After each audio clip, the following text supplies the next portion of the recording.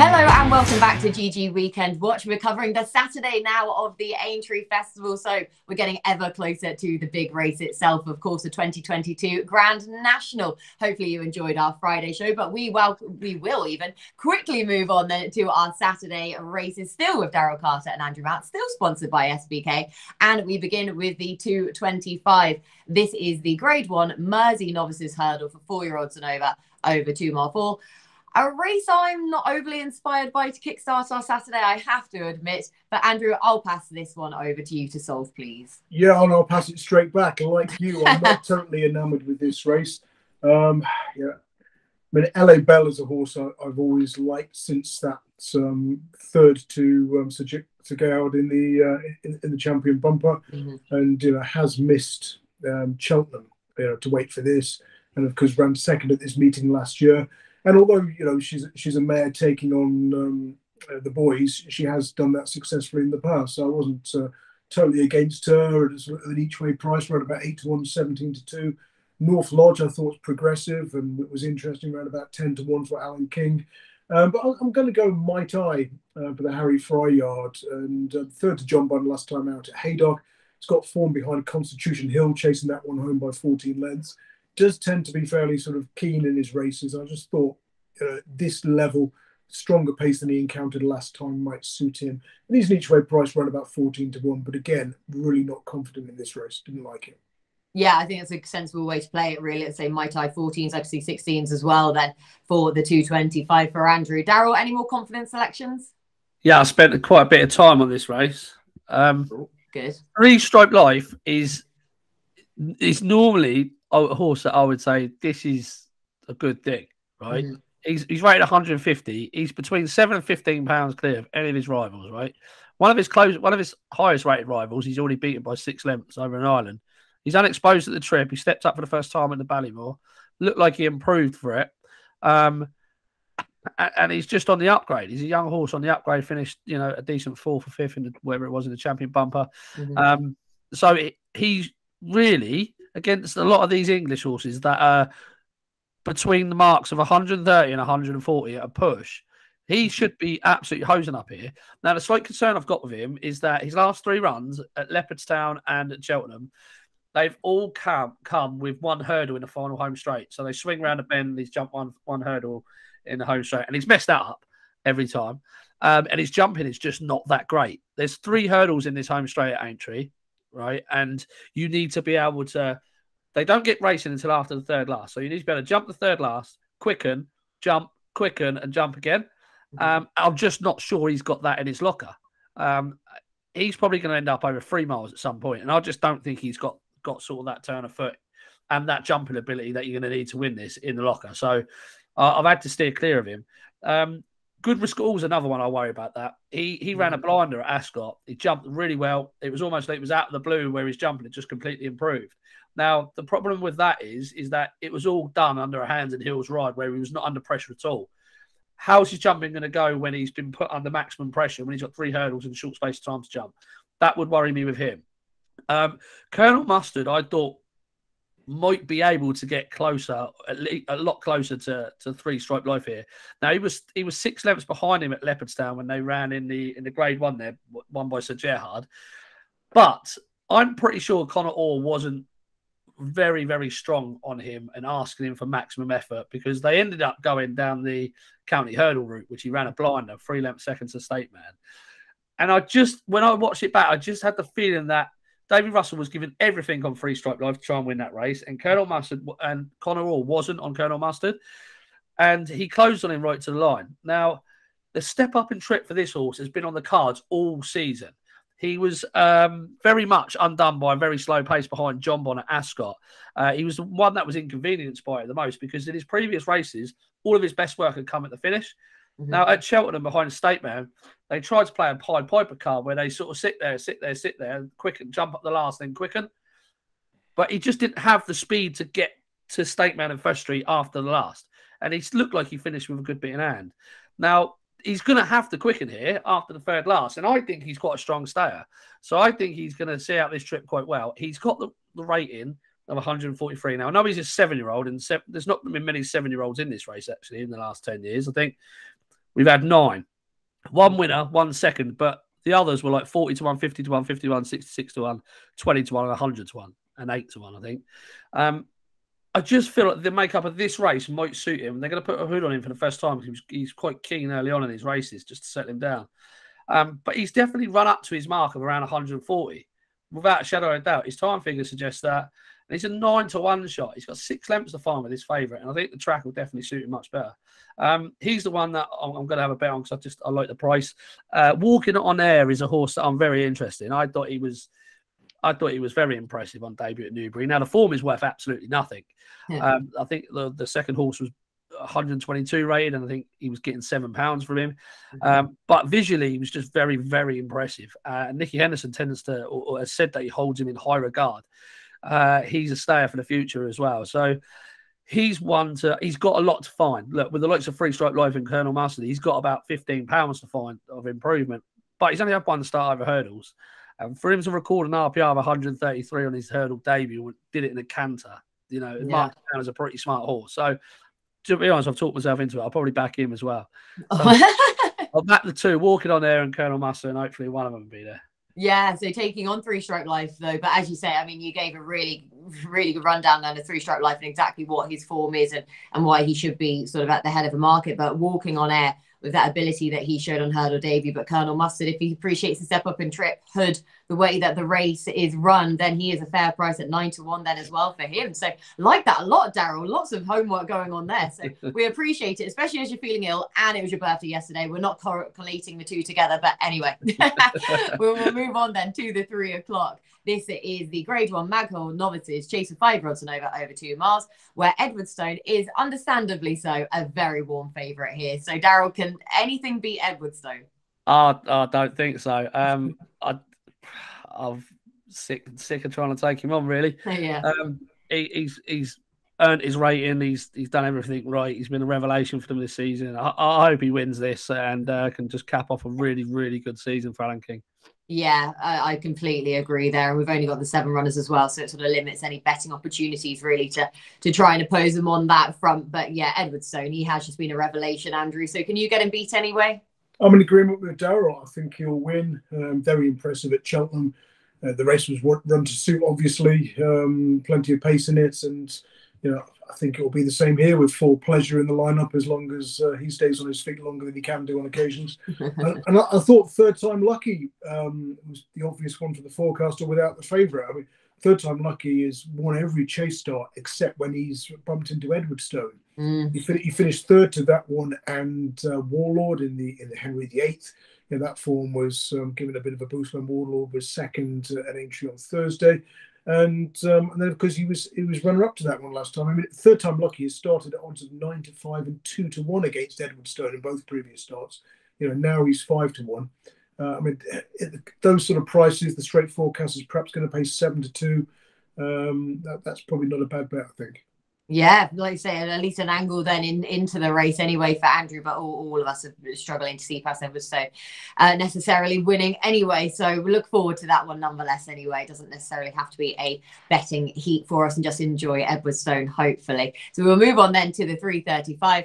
This is the Liverpool hurdle, which is a Grade 1 for 4-year-olds and over 3 miles and half a furlong. So staying hurdlers, they're back for more again. What a wonderful season this has been for these bunch of reprobates. But it's just been great, really, to be honest, hasn't it? It's been so competitive, but it is Flooring Porter, the Stayers Hurdle dual winner now, who heads the betting. I'm gutted they didn't declare the Devil's Coachman then in here, because I thought he'd be a fascinating runner in this race and maybe one to really sort of breathe some new life then into the division. But alas, they haven't. So it's Flooring Porter again for me to prove that he is the best of the staying hurdlers yet again. But Andrew, who do you like in this race? Yeah, they're just a very likeable bunch, aren't they, the Stayers hurdlers at the moment? And they seem to be staying sound and taking each other on with regularity. Which is encouraging. Now, after winning the Stayers hurdle last year, Flooring Porter did get beat, but that was at right-handed Punchestown, and we've seen time and time again he's clearly a better horse left-handed, so he might well go and do exactly what he did at Cheltenham, go out of the head of affairs and never see a horse and never see a rival. So I thought he had obvious claims, but I guess that's covered in his price. The one I didn't like was Time Hill. I loved him at Cheltenham as an each-way bet. So he only found Flooring Porter too good, but his best went fresh. And, he arrived at Cheltenham on his first start since December. Now he's had a break of 23 days. History tells us that's not enough for him to win. Or, he might bomb out completely here. Champ, another 10-year-old, maybe he'll run well without winning, as he has done on his last couple of starts. Cider Burley, I'm not totally taken with. ASHDALE Bob, I thought ran well in the Coral Cup round the inside of the track when the winner came very wide. ASHDALE Bob's another one who's got to go left-handed. And Thomas Darby for Ollie Murphy might run a race at a price. And even Koshari, because he was 7th at a big price in the Stayers, likes Aintree. So I thought Flooring Porter was solid, but maybe if you want to play this race, look without the favourite. Take on Time Hill in that market because he's had a recent run which is against him. Take on Champ because of his age, and look at sort of ASHDALE Bob, Thomas Darby, and Koshari each way or without the favourite. Yeah, I like that a lot then. And Koshari, I think, is really interesting, to be honest. I know that they were really keen on him then for this race, though at 25 to 1 then for Koshari, big price, but playing without the favourite market then and taking on. I was going to say, just for the sake of the video and the Twitter, etc., just to pin it down to one, ASHDALE Bob, I'll go for. Okay, to pin it down to one, ASHDALE Bob, therefore, but even so, he's still a fair price, 10 to 1 just in the normal market as it currently stands. Daryl, how do you see these bunch of stayers? I think Flooring Porter's worth taking on. I think he's a bit of a nutter, and he's proven that he likes Cheltenham now. Like Andrew said, he pulled up at Punchestown after Cheltenham last year. Now, I'm not entirely sure that was just the right hand of track. I don't know if those exertions have taken it out of him. It's like that was the last time he ran a big figure, and then the next time he pulls up. I don't know. I don't trust him, and I think his price, given he's just won the Stayers Hurdle of 7 to 4, was a little bit suspicious for me. I can see him drifting on the day and perhaps not putting in a great performance. There's not much between Champ and Time Hill at all. Not even on the Stayers Hurdle performance there.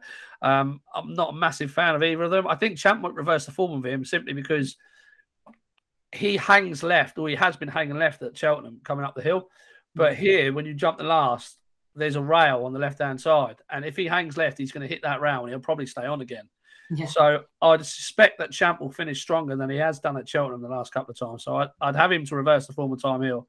If Flooring Porter bombs out, then he's obviously the one to beat Champ around 7 to 2. But the one I came down on, honestly, was Koshari. Obviously, I tipped this horse last year at a big price. I think I tipped it 16 to 1, and he went off at 80. Yeah. God damn you, best odds guaranteed. But the reason being is I thought he ran a screamer in the Stayers Hurdle. I thought he was checked in his run twice coming down the home straight. He was forced to switch, and he just couldn't build up enough of a steam. And he was held up at the rear of the field. I mean, if you look at like the third hurdle or something, like Flooring Porter's like 15 lengths ahead of him. And he's got to close that gap. And Flooring Porter, as we know, don't stop. So I thought it was a big performance from Koshari there. He's still very lightly raced for his age. I mean, he's a 10-year-old, but he's had 21 runs in his life. Like, that's not a lot for a 10-year-old. And he's unexposed over 3 miles as well. That's the mad thing about it, is he's half his career has been spent over 2 and 2.5. Like, he's over 3 miles. He's pretty unexposed, especially over hurdles. So he could just have more to come. And I just like his attitude quite a lot. Whereas I think some of these at the top of the market, I know they've already beaten him, but I just feel like he's the most likely to run his race again. Whereas, like Andrew said, you don't know about that with Time Hill, given the break. Flooring Porter, no one knows really what he's going to do.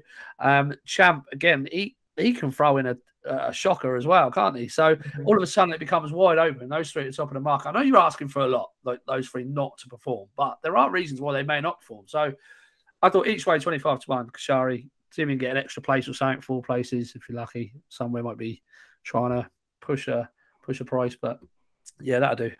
Yeah, no, for sure. Because as you say, for all that these are a bunch of stayers, they've all got their own quirks. So they're all you never quite know exactly what you're going to get from any one of them on any given day. So when you've got 25 to 1 about Koshari, who at least has that consistency, as I said, connections are really keen on him here. So he may well outrun that price. And of 25 to 1 then for Daryl, which I'm happy he's given a really positive mention then for him. So we shall move on to the race before the National, which comes obviously an hour earlier at 4:15. This is a grade 3 handicap chase of 5-year-olds and over 3 mile 1. There are a few of these in here who may well have gone for the Grand National had they got into the race, but they didn't, so they're here.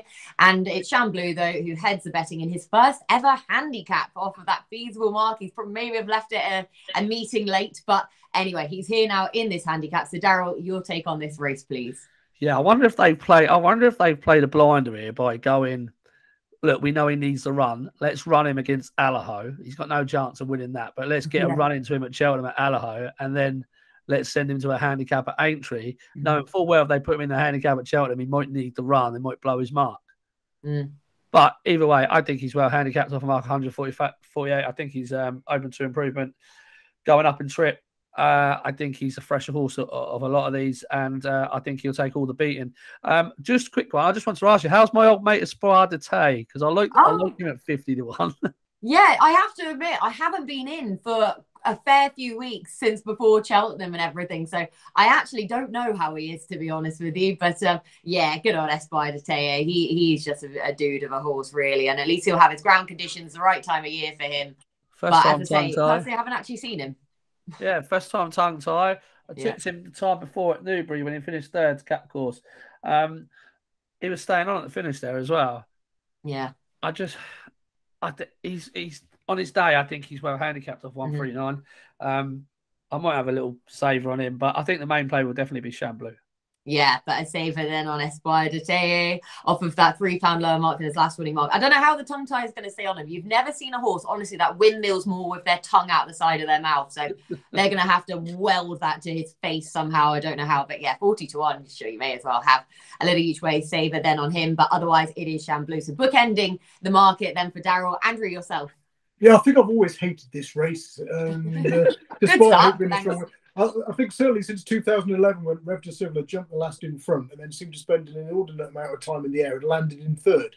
And I'd only bet him to win, not each way.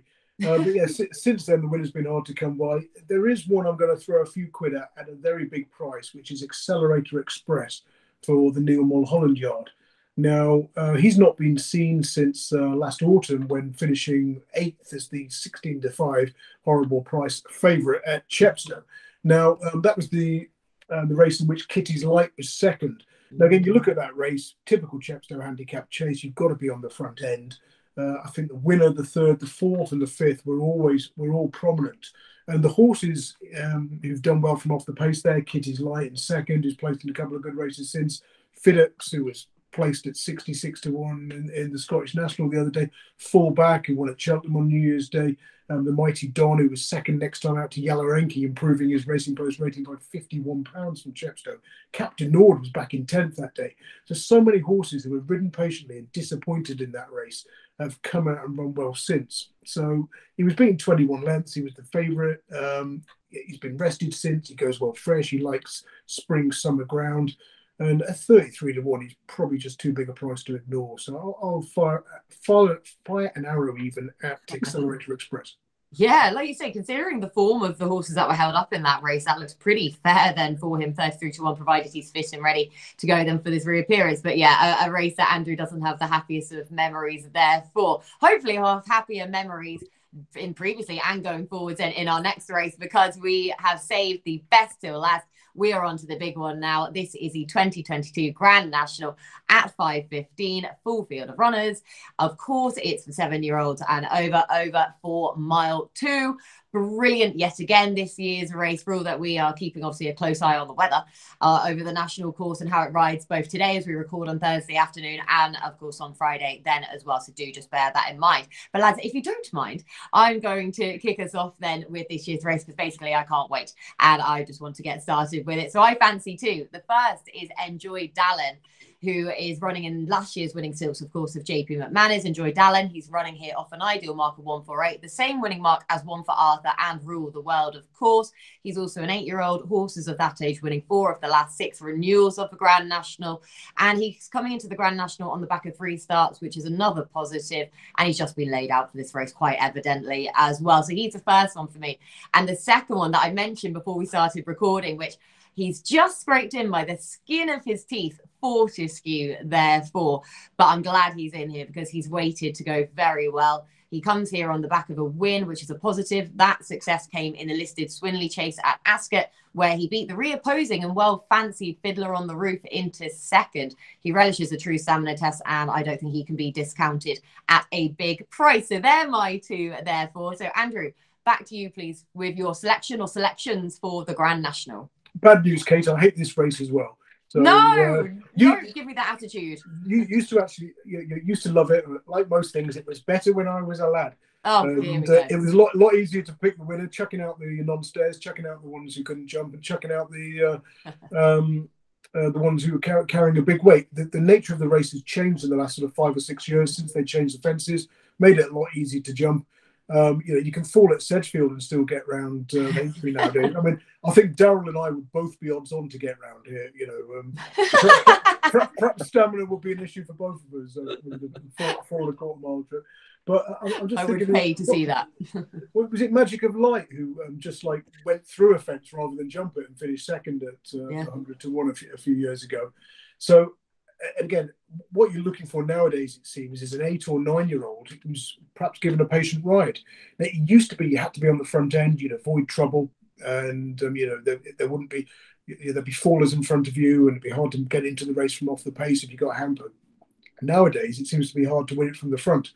So sort of putting those things together, looking for an 8 or 9-year-old, looking for a horse who's got enough chase experience, maybe 8 or more runs.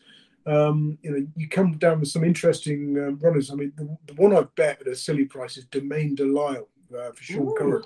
Yes. He scraped in near bottom weights on 38. Well held last time out in the Ida, but it was ridden by a very inexperienced jockey who's had 78 rides, only 6 of them over fences, no winners, never put into the race. And although he has won on sort of winter ground, he did he did hit form last spring, winning twice on good ground. So I think there's plenty more to come from him on this sort of going. And we've seen Sean Curran, have horses at big prices run well, and because won the Scottish National several years ago, the horse was miles out the weights. And Domaine has got experience of these fences, running behind Snow Leopardess in the Beecher, finishing 4th, no less. So, given their respective prices, I mean, Snow Leopardess, she's fantastic, isn't she? Does she need soft or heavy ground, though? That's one issue. But I thought Domaine ran about 100 to 1. It was a cracking, each way bet. The others, Scottish National form often works out well in the following season. You've got Mighty Thunderer, whose recent form is nothing to write home about, but has had a wind operation since his last run. Lucinda Russell chases 5 from 33 after wind ops, plus £49 to a £1 level stake at SP. So again, 66 to 1 or thereabouts, wouldn't be without hope. Dingo Dollar, another one who comes from last season's Scottish National for Sandy Thompson. I've thrown a few quid at that one again, 66s. And last year's Irish National winner, Freewheelin Dylan, was 150 to 1 when winning that race. I'm a bit worried about his running style here because he tends to go from the front, or at least race prominently. But he too looks like a spring horse, a horse who needs decent ground, comes to hand at round about this time of year. I think he's 50 to 1 or thereabouts. So, I've gone, say, Domaine Delisle, Mighty Thunder, Dingo Dollar, and Freewheelin Dylan, minimum price 50 to 1. Yeah, completely. 50 to 1, Mighty Thunder, Freewheelin Dylan 50 to 1, Dingo Dollar 66s, and 100 to 1 then about Domaine Delisle. So yeah, Andrew, I mean, if any of those come in or even reach the frame, or even 2 of them, then I'd say you'd be a convert then back to the Grand National again. Yeah, never betting it ever again then. Daryl, your take on the Grand National? Yeah, I only like 1. Oh, fair play. Yeah, the 100 to 1 shot, Deise. I just think this horse switched to Sandown. Yeah, the horse that only performs at Sandown. Yeah, but he did run a good next second to Koshari at Aintree. There we go. Yeah. I just think that this horse has just got stamina and abundance, highlighted by his nose defeat to Highland Hunter at Sandown in the London National. I just think this horse has been crying out to go back beyond 3 miles. I do think they've saved this horse for a crack at a national. I think this has always been a national type horse for the yard. I mean, he started his career. I mean, 2 starts in over hurdles. He was running over 3 miles. Yeah. He's always been about stamina. I'm not a big believer that he only wins at Sandown. I think there are other tracks that he can win at, and this is a completely different test anyway, the national fences. And if he takes to them, he is just the type just to travel quietly through the race, and he will just stay and stay and stay all day. Obviously, it would be a bit of a fairy tale story for late great Trevor Hemmings. So he's certainly in the right ownership, isn't he, for this? Yeah, race? completely. Yeah, he is, and they've kept him for that, and he's just got a real good attitude, a real gutsy attitude. If he's on a going day and he doesn't get caught behind and he doesn't throw his toys out of the pram, I could just see him keeping a little bit wide, travelling well through the race, taking to these fences and just staying on all day long. He might not be good enough to win, but I think at 100 to 1, I think he's off a fair mark as well, off 145. He's just the type of horse that will go and win a national and then do nothing else. You know, so if he does get beat here, it'll probably be a bigger price for the Bet365 Gold Cup at Sandown later this month. So you get your money back there. Yeah, there you go. So I thought look, there's lots and lots you can like in this field. There's lots and lots of luck you need going around this place. Yeah. I could sit here and make cases for nearly every horse in the race, but the main play was just going to be Deise. I probably should chuck a couple of quid on Santini because I think he's been crying out for a mammoth trip. Enjoyed Alan like you. I quite like him. I think. Interesting that JP McManus bought him deliberately for this particular race. But there's loads to like. But Deise for me is just going to be the one main play. Oh, wonderful. Well, if a main play then is at 100 to 1, like say Deise, he's a horse where he either thrives or he just doesn't take to a race. So like say, hopefully he thrives then. Yeah, he's going to go one way or another with this race, and he's not one to discount if he does take to something. So Deise 100 to 1. So the lad's completely taking swings in at the national at the big prices, and that's exactly what we want then on this show. Exactly, which is why we have the pair of them on here. I have played it a little bit more cautious now, I feel. So anything else from Aintree on Saturday, Daryl? Yeah, let me just load up my supercomputer. In the 145, there was lots of eye catch at Cheltenham, but none more so for me than Party Business. In the behind Bandage in the Martin Pipe, yes, field full of unexposed horses. Lots of novices in there, and he stuck to the task really, really well. He's crying to go up for 3 miles. He's recorded some really good time figures. He was unlucky. I think he got bogged down in the ground at Warwick behind Staghorn, but time before that, he was going to play a hand in a race with Stage Star. Ascot, I think he was faster than the bumper on his final circuit over 2 miles 5. They recorded a ridiculously good time figure. He's building to a big performance. Mark 132, the same mark, is definitely not beyond him. So he'd be one to definitely keep on side. Yeah, like I say, he's kind of been forgotten about, really, hasn't he? He was all the rage at Warwick, and now he's just sort of been pushed to the side. Party Business, 16 to 1, then in the 145 at Aintree for Daryl. Andrew, anything else on Saturday from Aintree? Yeah, in the bumper, 620. SHOMEN for Sam Thomas, really impressive on his debut at Wincanton, going down by a neck in second despite racing in the swamp on the inside rail. Had to wait a while for him to come out next time. He went to Hereford. I put him up as a bet in my column, and I think he was 11 to 8 into 5 to 2 on in the end, and won in a canter. I think it's about 12 to 1 for this race, although not many firms price up at the moment. Yeah, no, like say around 12 to 1, I see 10-0 as well. Then for the concluding race, the 620, I really like Chianti Classico in that race. He's again a similar price of 12 to 1 there. I sat on him actually a few weeks ago. Geez, he's a lovely horse. He is really nice, and I didn't know what price to expect him to go off at, but 12 to 1, I will happily take that then for the 620 at Aintree. So anything from anywhere else, Andrew? Yeah, a couple in the 8:30 at Wolverhampton. Merweb. Oh, what? On the Grand National Day? Okay. Yeah, we ran a really good race from off the pacer. Chelmsford last Thursday. If you weren't on the front end, you didn't have a prayer. He's finished 4th of 15 under a patient ride in his debut for Henry Spiller after leaving Ron Harris. And so I thought he'd go well. And King of Speed for Robert Cal at Thursley in the 3:15. When Cal Gelds won and runs it in a 5 furlong handicap in the last 10 years, 6 from 29, profit of 33 quid. Not totally convinced all 9 of 11 is going to be any good. Might want to be drawn lower, but King of Speed 3:15 as well as Merweb. Perfect. And can you just reiterate the Wolverhampton selection, please? I lost the time, sorry, because I was talking over you. 8:30 at Wolverhampton, Merweb. I might just nap this one now to upset you. Merweb for Henry Oliver then. Perfect. Wonderful. And Daryl, anything else from Saturday? No, thank you. Not at the minute. Nope, that is plenty. So, Daryl, your Saturday nap, please. Oh, is well, I'm gonna go party business. He's 16 to 1. It's massive. Yep, and that is in the 145, isn't he? Yeah, sorry. Yep, the 145 then at Aintree. And Andrew, your nap?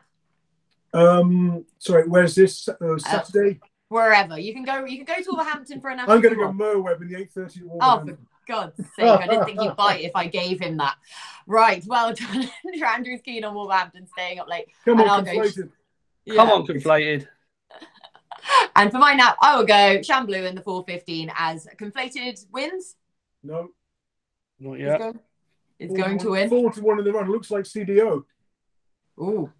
Come on, Davey. How far have we got to go? Can I get your outsider before he wins? No, he's not going to win. Zobo's bloody going to do it. Domaine Delisle in the Grand National. Wonderful. And I'm going to go Fortescue then in the Grand National at 5:15. Daryl, can we grab you for your outsider, or are you shaking your head for conflated? Where's he been on the runner-up, for goodness sake? Look, I know. Look, here he comes. Look, he's going to get done by a neck, isn't he? Yeah, look, done by a neck. Cheers, mate. Cheers, mate. Cheers, Davey. What a chaotic end then to this show. And Daryl's gone Deise then 100 to 1 in the Grand National as he curses Davey Russell. I'm going to have to watch this back now to see how he got on then with conflated at Aintree in that last race. We will hopefully lessen Daryl's sorrows then in the next few days with both of the lads' tips. But thank you to the lads for all of their hard work. Just to recap on their national selections, there is Deise for Daryl. Andrew, can I narrow you down to one then? Just to Domaine Delisle. Domaine Delisle then for Andrew, and I will go my main selection, Enjoy Dallin then for the Grand National. So thank you so much for joining us. Thank you to our sponsors, SBK, of course. Have a wonderful Aintree Festival. Best of luck in the Grand National. Safe travels then for all of the horses throughout the entire contest. Hopefully we get another fantastic story yet again this year. So thanks again, and we will speak to you again next week.